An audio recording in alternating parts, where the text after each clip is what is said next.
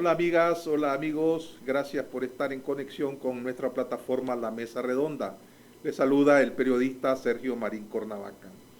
Hoy jueves 17 de diciembre del año 2020 vamos a conversar con el académico, analista político, sociólogo, economista, Oscar René Vargas, quien ya se encuentra en línea.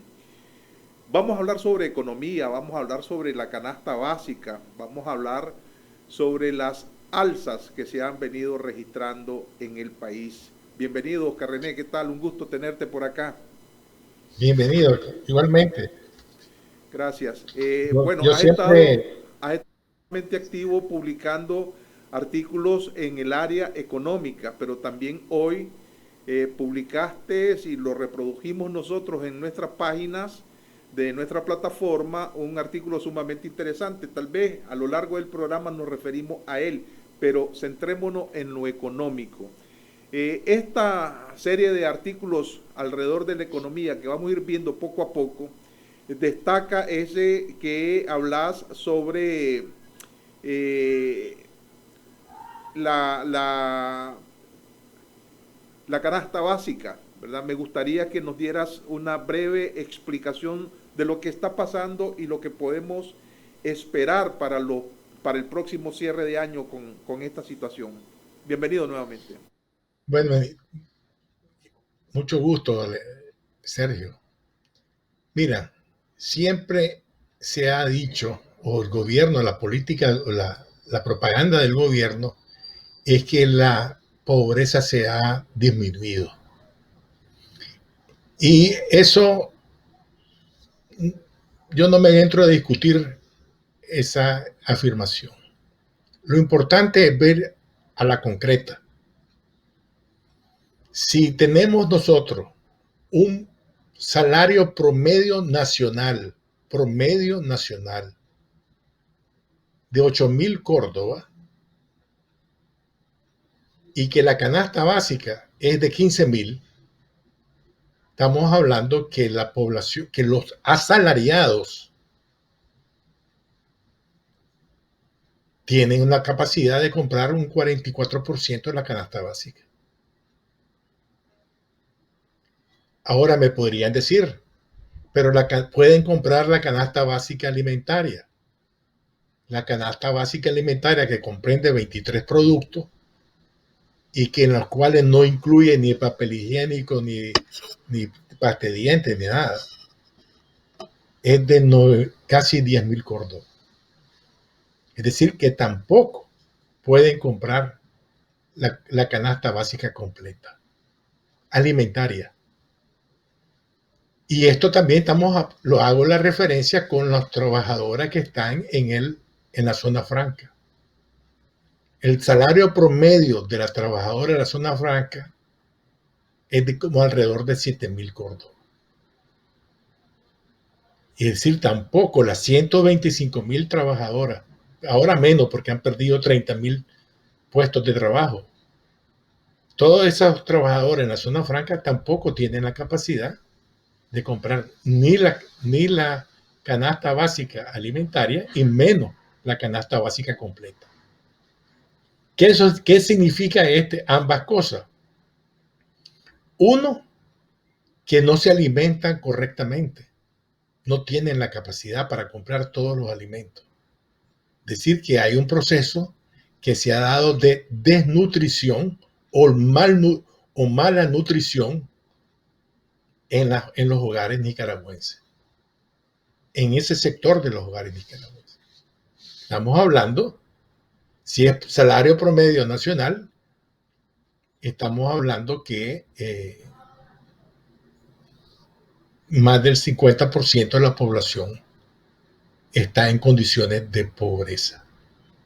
Pero hay un detalle, hay un elemento. El Instituto Nacional o Nicaragüense de Estudios Económicos del gobierno, INIDE, en el 2014, ellos señalaban que solamente el 61% de la población tenía la capacidad de comprar la canasta básica. Y eso entre el 2014 y el 2020, después de 3 años de contracción, evidentemente que estamos hablando de más del 70% de la población. Si a esto le añadimos que hacemos el análisis sobre las necesidades básicas insatisfechas, las necesidades básicas son empleo, vivienda, educación, salud, hacinamiento, trabajo, etc. Y si seguimos con el análisis del gobierno, que habla que entre 900,000 y 1,000,000 de viviendas son inadecuadas, estamos hablando que alrededor de más de 5 millones de personas, viven en vivienda inadecuada y por lo tanto son elementos de indicadores de pobreza. Estos son, cuando uno analiza solamente el ingreso de la familia, como propone el Banco Mundial, muchos análisis solamente hacen el análisis de que cuando la persona recibe $1.90, es decir, $2 para redondear. Ese solamente las personas que no tienen ese ingreso son pobres. Es decir, aceptando esa metodología, estamos hablando de que si el Córdoba está al 35 para redondear, tiene que haber un ingreso de 70 Córdobas diarios por persona. Si un hogar tiene 6 personas, estamos hablando de 420 Córdobas por hogar diarios. Para redondear, si multiplicamos los 400 para redondear por 30 días, estamos hablando de 12,000 Córdobas mensuales. Y el salario es menos de 8,000 o de 7,000 Córdobas. Es decir, aplicando esa metodología del BID, del Banco Interamericano, etcétera, también nos da que más del 60% de la población son pobres. Pero si aplicamos la metodología del Banco Mundial, que aprobó en el mes de noviembre de 2019, que considera que una persona es pobre cuando recibe menos de $3.20 diarios, eso significa, para redondear siempre, $3 multiplicado por 35, estamos hablando de 105 Córdobas diarios de ingreso por persona. Si son 6 personas en el hogar, estamos hablando, para redondear siempre, 600 Córdobas diarios por hogar. Eso significa 18,000 Córdobas mensuales. Y por lo tanto, en esas condiciones, de acuerdo a la metodología del Banco Mundial, estaríamos hablando que alrededor del 80% de la población no recibe 18,000 Córdobas mensuales. Es decir, la familia no recibe 18,000 Córdobas mensuales. Es decir, no importa qué método utilicemos, evidentemente que los niveles, es decir, que el nivel de pobreza que el gobierno dice que existe, son totalmente, digamos, no acorde con la realidad y con los métodos para calcular la pobreza de diferente manera.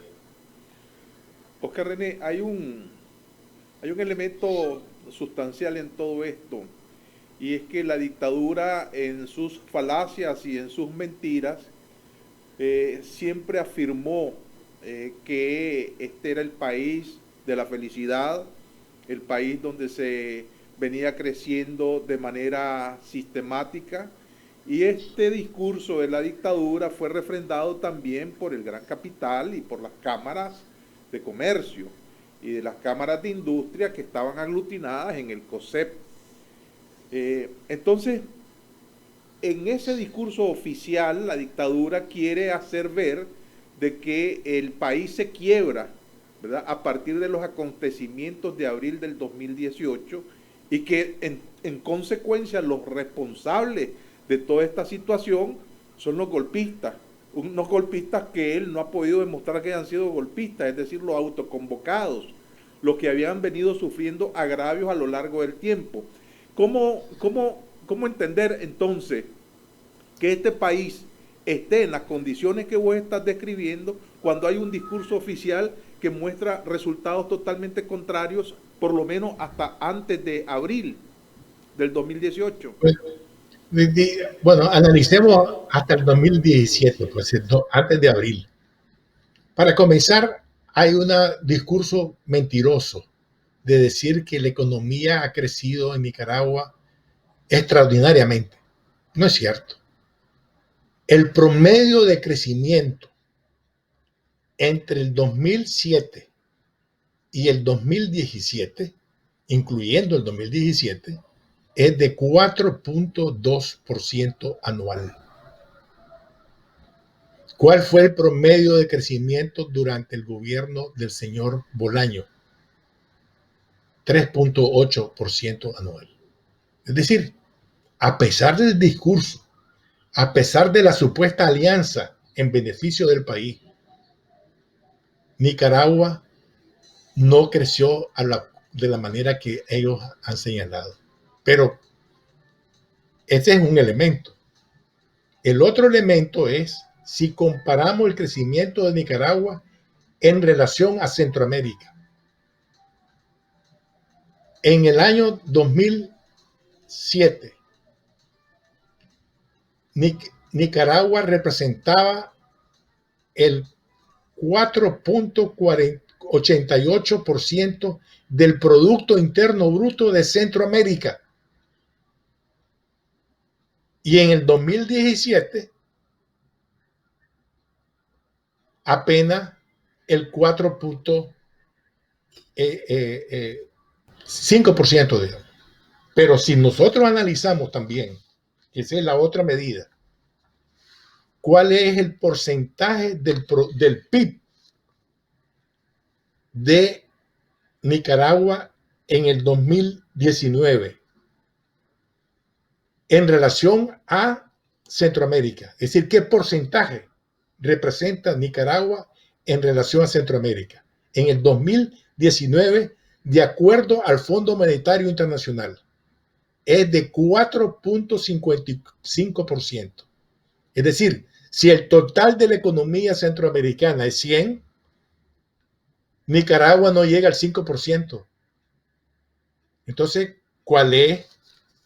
Vamos a ver en el 2017 cuánto era. 5.42. Tampoco. Cuando en el 2017 era alrededor del 5%. Es decir, que no creció. Siempre estamos en la cola. Entonces, ese es un discurso cuando venga Nicaragua, que es como solamente analizamos Nicaragua y no lo analizamos con el contexto general.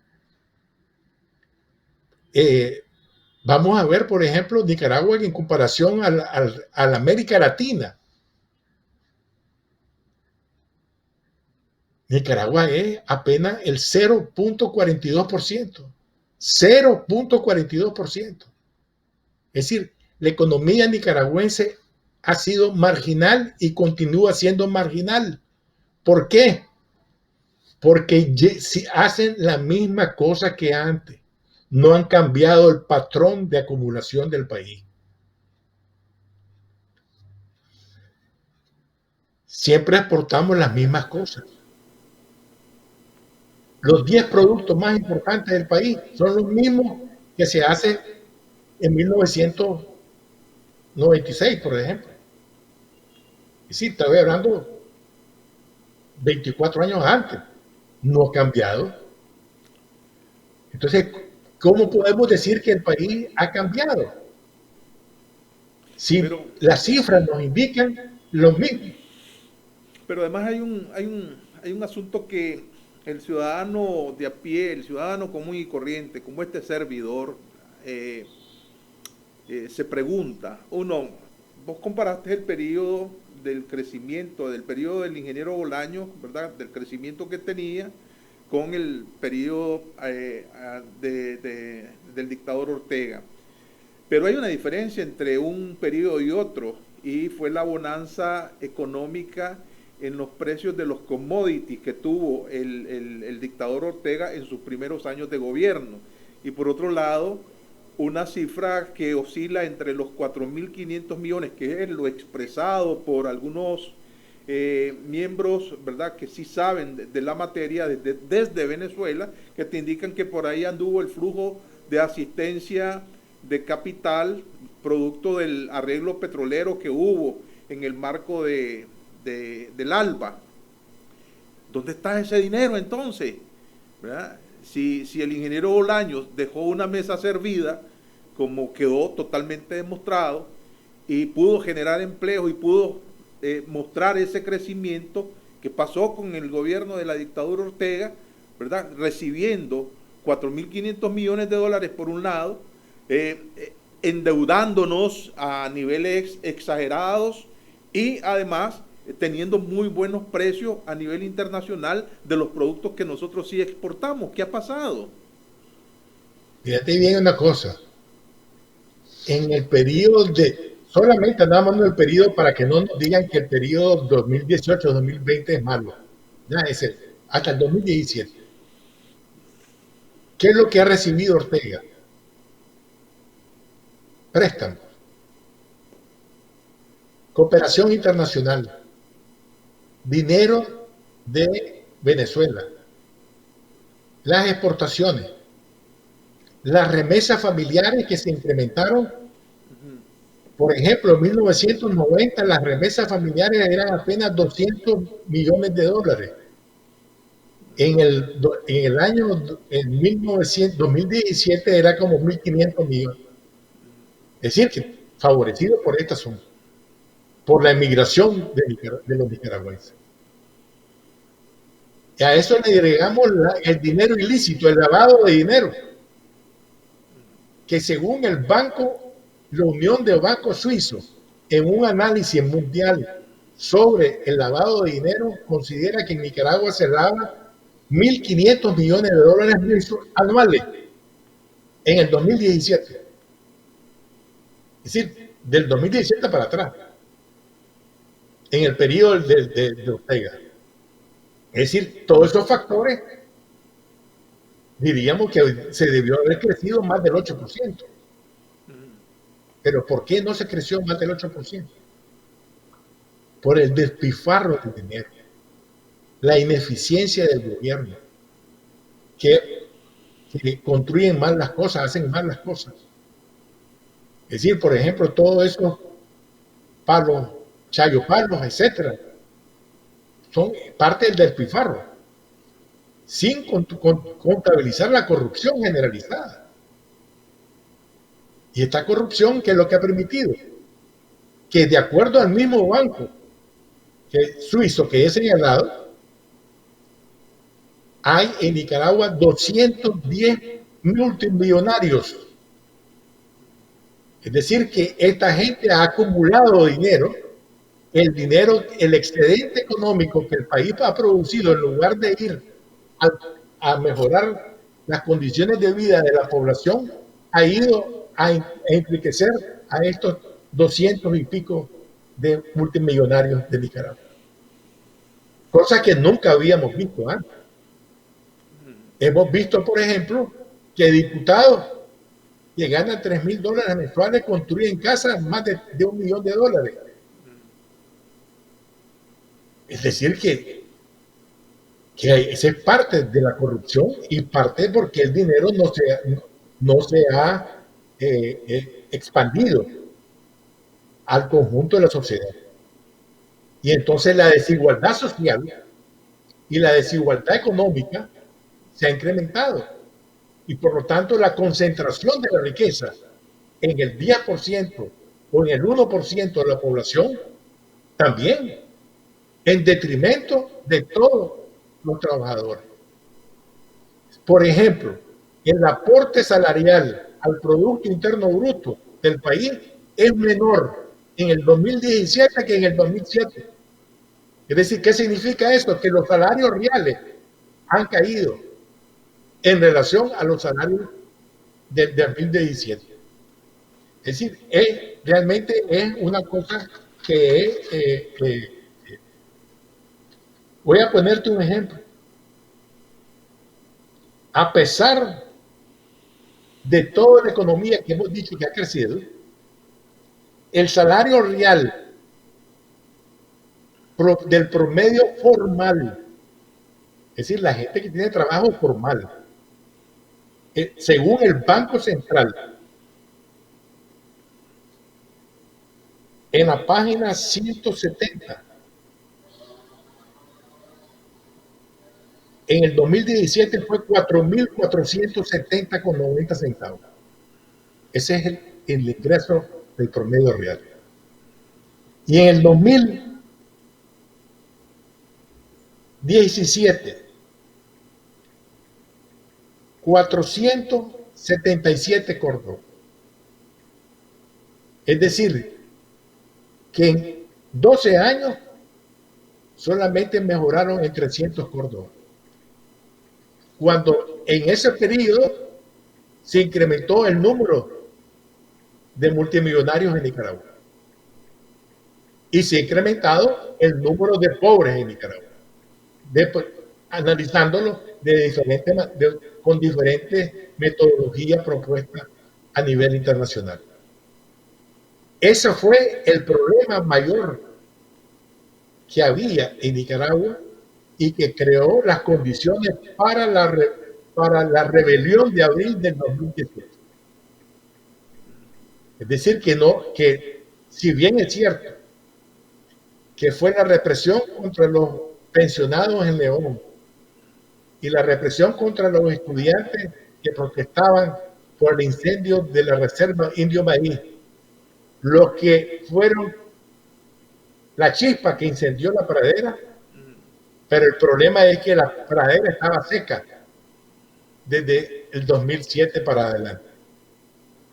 Es decir, eso es lo que permitió la rebelión de abril.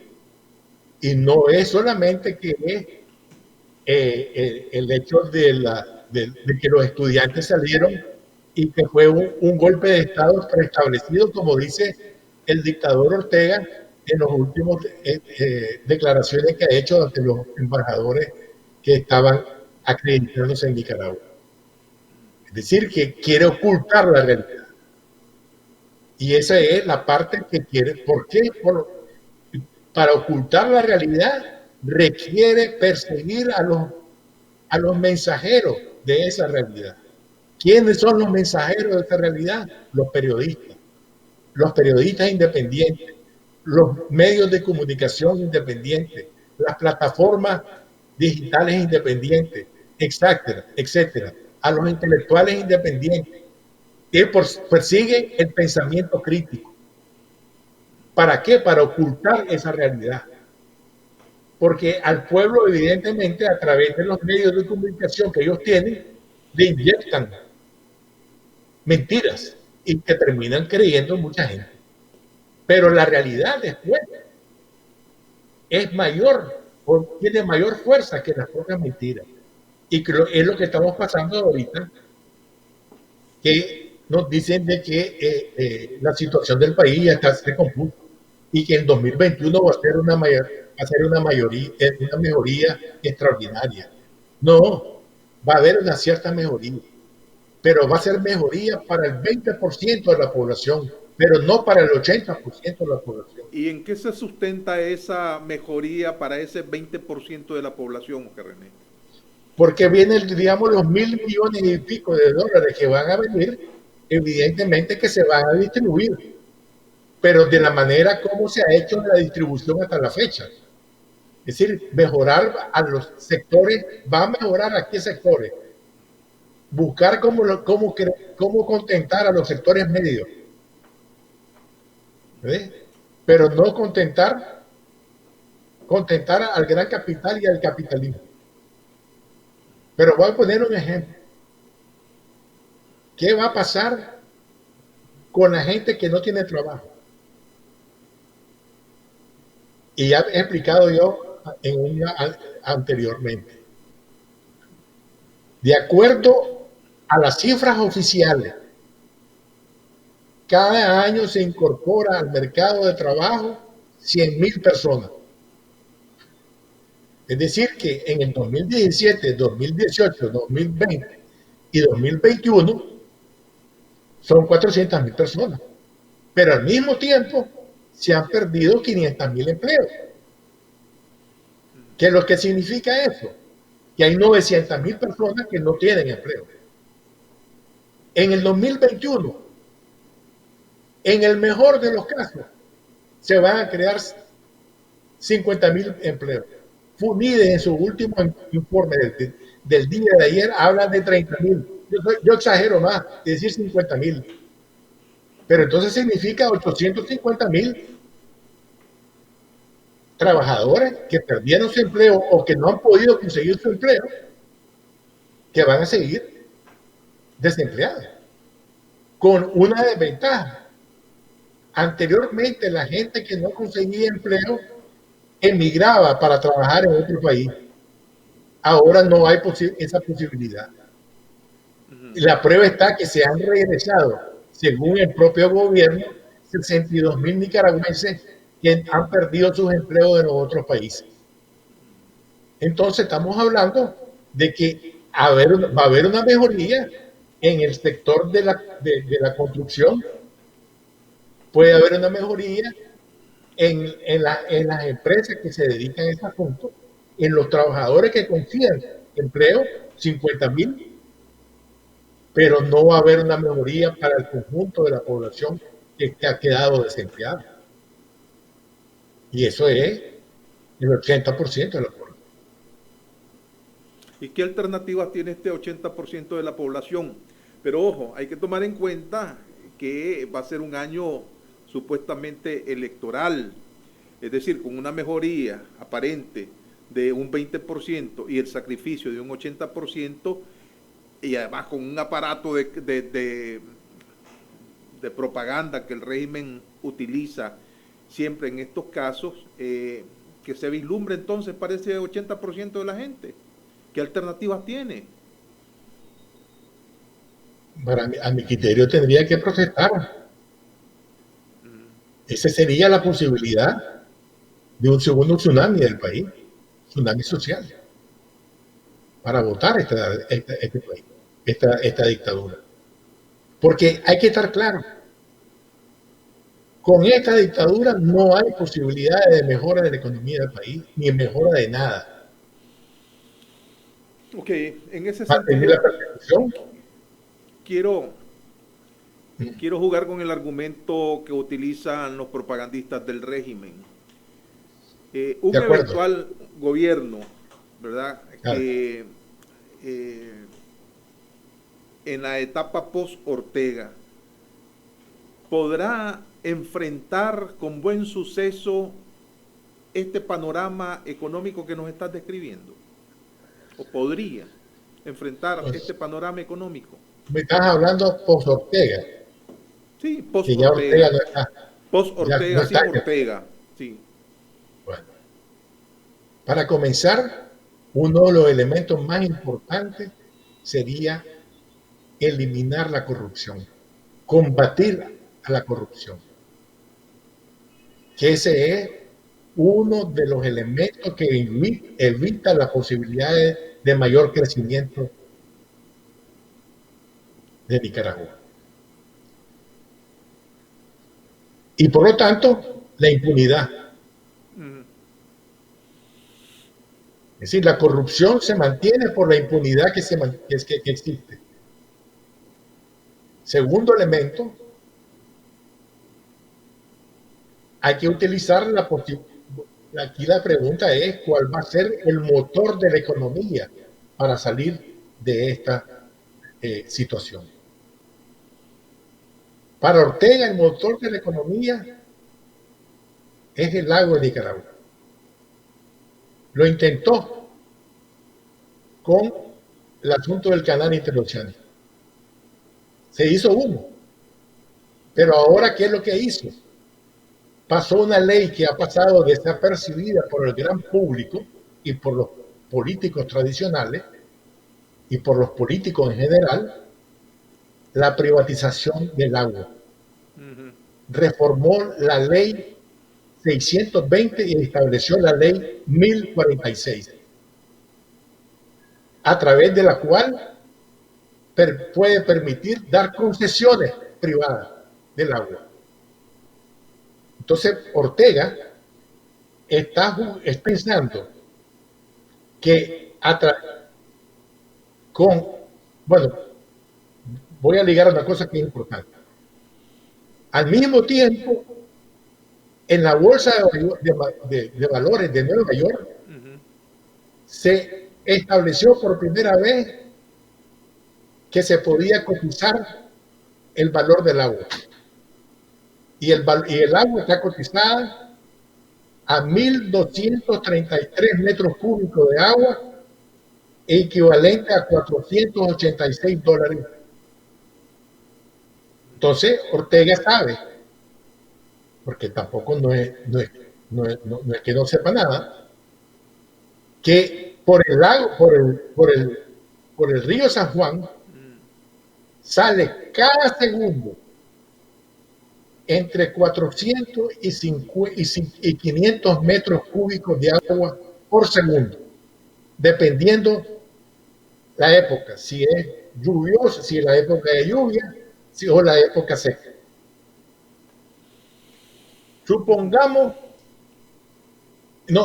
hay estudios que establecen que el río San Juan requiere, para mantener su ecosistema, alrededor de 250 metros cúbicos de agua por segundo, para no afectar el ecosistema. Es decir, que hay un excedente de 250 metros cúbicos por segundo que puede ser retenido en el lago de Nicaragua sin perjudicar el ecosistema del río San Juan. ¿Cómo se puede retener? Con una esclusa, etcétera, que es una tecnología muy conocida sin grandes avances ni nada por el estilo. Es decir, que el lago tendría la posibilidad de varias cosas. Uno,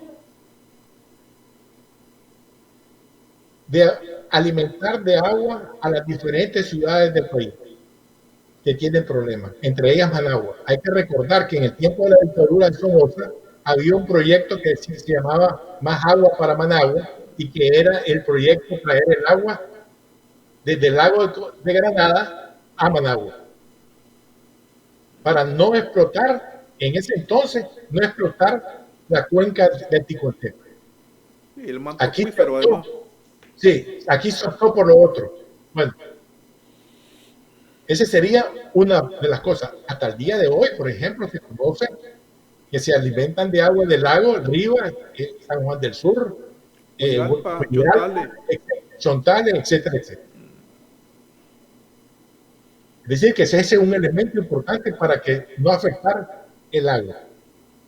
Segundo elemento importante que puede ser el lago es que hay estudios suficientes para subir la cantidad de agua suficiente hasta el crucero con bombeo, y del crucero bajar por gravedad a las planicies de León y Chinandega para incrementar la productividad y de esas tierras. Sería el segundo elemento. Y el tercer elemento que se puede utilizar es la venta de agua. Vamos a poner un ejemplo.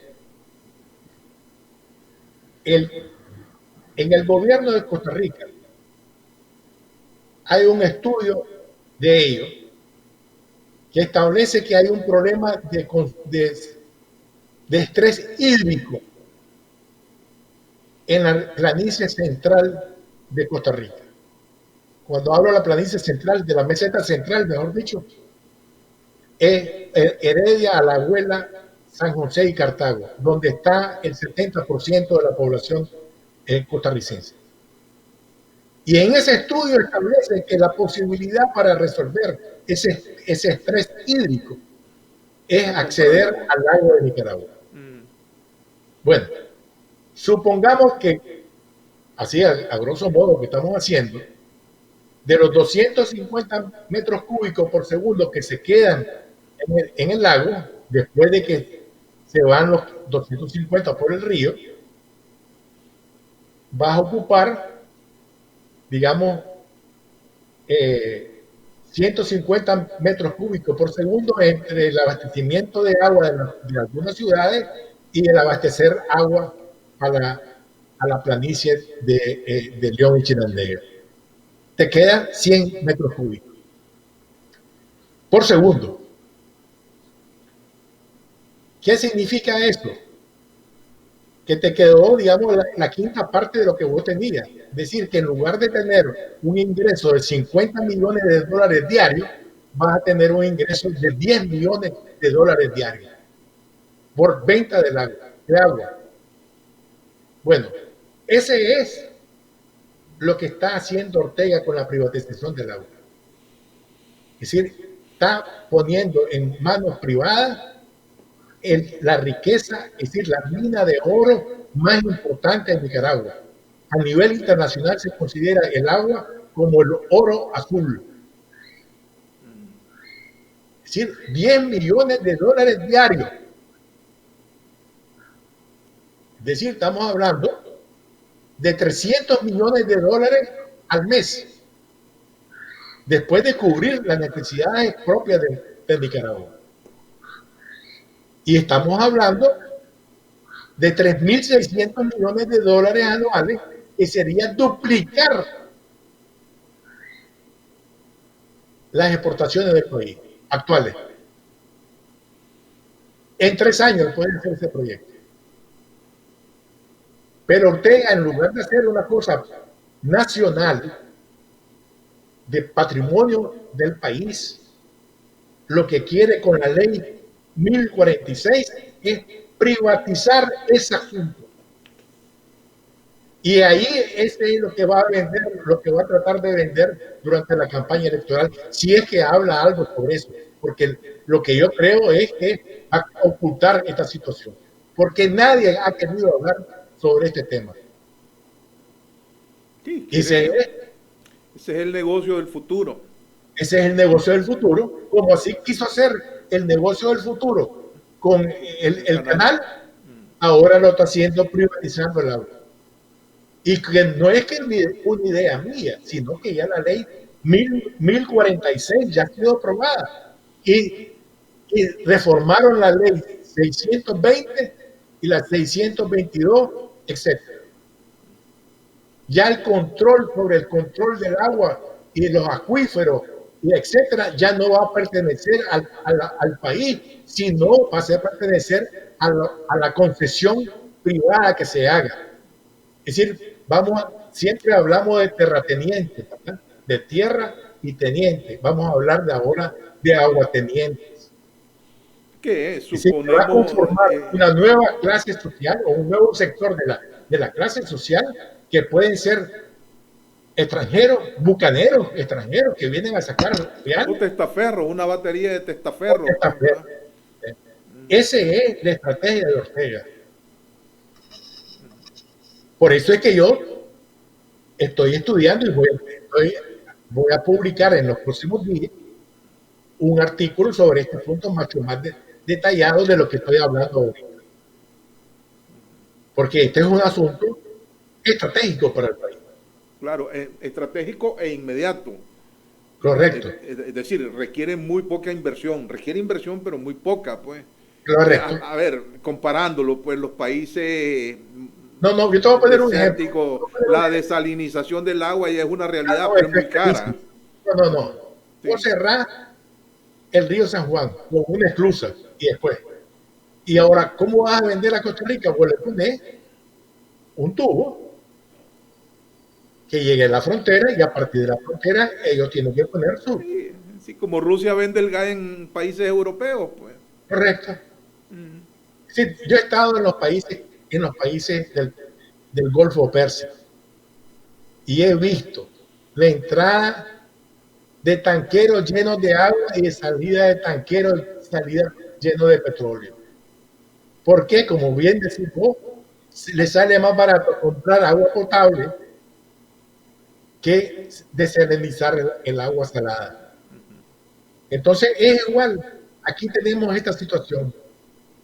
Entonces, pero esto significa que Ortega va a ofertar a la clase, al gran capital, también una participación en esta empresa que van a tratar de construir. Claro. Y ese es otro caramelo que para legitimarse tiene que buscar socios que lo legitimen. Correcto. Así como ahora también con los préstamos, los 1.000 millones también va a ser una manera de ofertar caramelo a la empresa privada, a los sectores de la construcción, etcétera. Pues, ¿no? Es decir, esa es la estrategia de Ortega. Repetir de otra manera diferente el pacto del 2007-2009 y que funcionó hasta el 2018. Es difícil así. Son buenos incentivos para la iniciativa privada. Por eso, pero esto va a significar, no va a ser mejoría para el país, no, claro, ni para el 80% de la población, porque más bien se va a incrementar el precio del agua, porque en la medida que a nivel internacional se incrementa el precio internacional, se va a incrementar el precio nacional. Ahora vos ves que entonces, bajo esa lógica, con estos supuestos, hipótesis de trabajo que se están planteando, ese 80% de la población que está sumamente golpeada y que no tiene elementos, no se avisoran elementos para que dejen de ser golpeadas, ¿cuál es la alternativa que tienen? El problema es que la falta de liderazgo,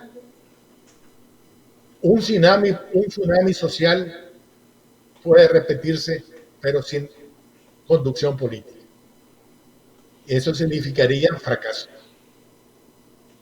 Ok, esto me lleva a una pregunta que tal vez no está ligada directamente con el tema, o sí lo está, pues.